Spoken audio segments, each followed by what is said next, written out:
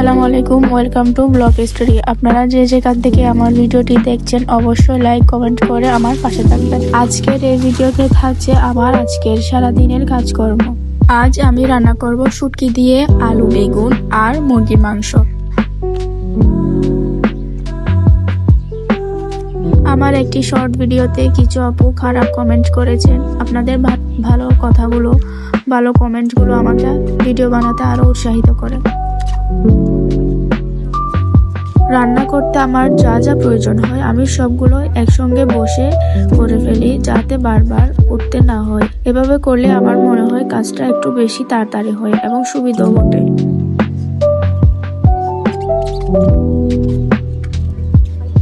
আজকের রান্নাটি আমি মাটির চুলায় করব। দেশে গ্যাসের যা অবস্থা, গ্যাস পাওয়া যাচ্ছে না বললেই চলে। মাটির চুলায় রান্না করলে আলাদা একটা শান্তি অনুভব হয়, যা অন্য কোথাও পাওয়া যায় না।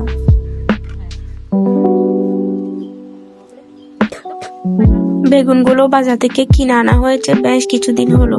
রান্না করব করে আর রান্না করাই হলো না। পরিশেষে রান্না করা হলো।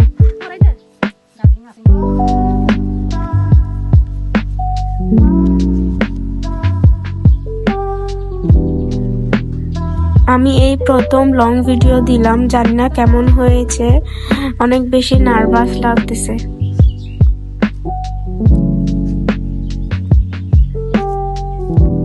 এখনকার পেঁয়াজে যে মোটা সাইজের বস্তুটি থাকে পেঁয়াজের ভিতরে, এটি আমার কাছে অনেক বেশি বিরক্তিকর মনে হয়।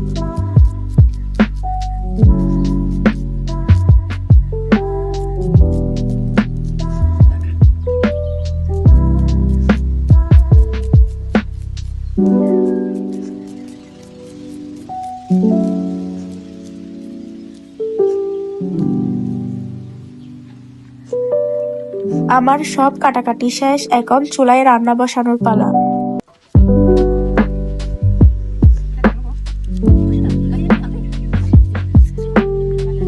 প্রথমে ভাত বসিয়ে দিলাম, এরপর শুটকি দিয়ে আলু বেগুনের মধ্যে মরিচ মশলা অ্যাড করব।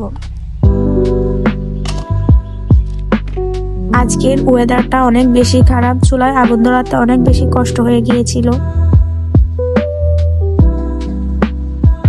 এরপর আমি শুটকির তরকারি রান্না করব, যার জন্য প্রথমে তেলগুলা ভালো করে গরম করে নিয়েছিলাম।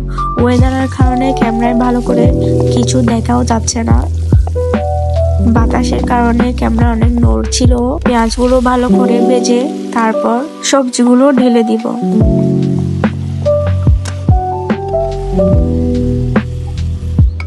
আমার চুলারও বেহাল অবস্থা, বৃষ্টির কারণে এমন হয়েছে। যেহেতু আমার চুলা বাহিরে লাগানো হয়েছে, তার জন্য বৃষ্টিতে একটু বেশি সমস্যা হয়। আপনারা চুলা এবং চুলার আশপাশটা একটু স্কিপ করবেন।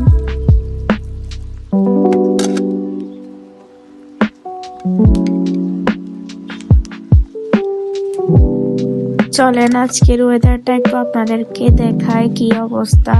মনে হয় এখনই বৃষ্টি নামবে।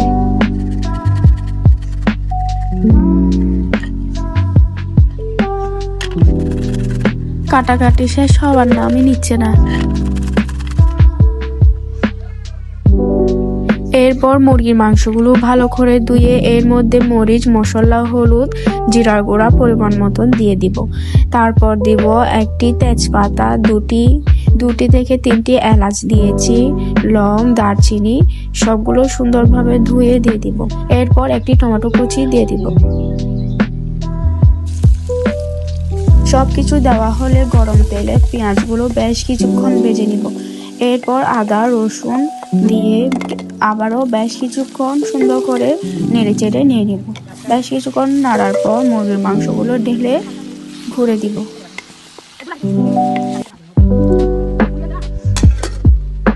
আজকের রান্নায় খুবই সিম্পল দুটি আইটেম রেখেছি।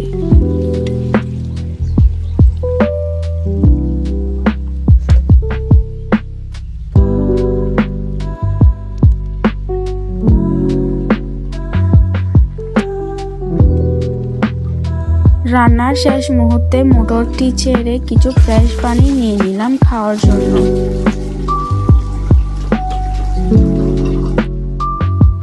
ভিডিও শুরু থেকে যে এত কিছু দেখালাম, রান্না করলাম, তার পিছনে এই এতগুলা কাহিনী আছে যা এখন আমার থেকে পরিষ্কার করতে হবে। তাই নেমে গেলাম আরো একটা জীবন যুদ্ধে।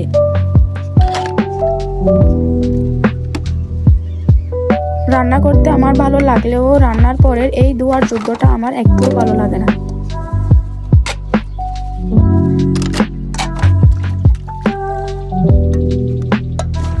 পরিশেষে আমার যুদ্ধ শেষ হলো, আরো কিছু কাজ আমার বাকি আছে।